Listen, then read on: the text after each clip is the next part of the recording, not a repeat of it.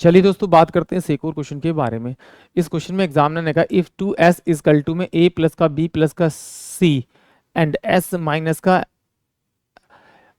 c और s plus में s minus का a ब्रैकेट के अंदर और s माइनस का b, then the value of, यानी इसकी वैल्यू बतानी है।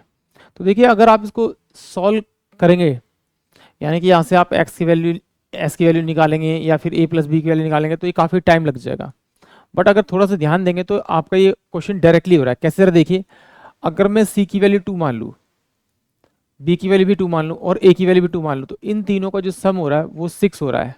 अब अगर s की जगह मैं कोई ऐसी वैल्यू रख लूँ कि वैल्यू रखने पे वो 6 हो जाए, तो मेरी जो ये वैल्यू रखी हुई है उसको सेटिस्फाई करेंगे, यानी कि 6 इजकल टू में 6 आ रहा है, यानी कि s जो है वो मेरे पास में कितना आ रहा है आपका 3, a अगर मैं लेता हूँ आपका 2, b अगर लेता हूँ मैं 2 और c लेता हूँ मैं बराबर में आपका 2, यानी ये कंडीशन मेरी फुलफिल होनी चाहिए, left hand side right hand side के बराबर होनी चाहिए वैल्यू रखने पे।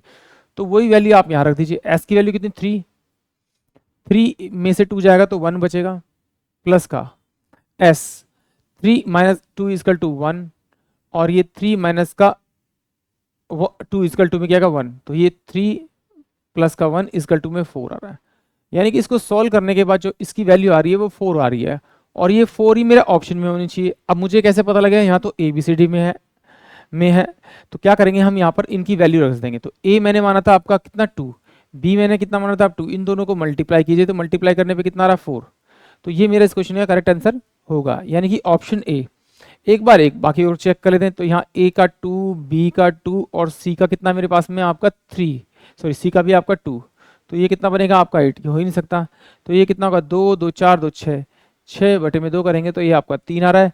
तो इसका मतलब जो 4 है वो इसको सेटिस्फाई करा, ऑप्शन ए जो होगा वो इस क्वेश्चन के लिए करेक्ट होगा। आई होप आप सभी क्वेश्चन समझ में आया होगा।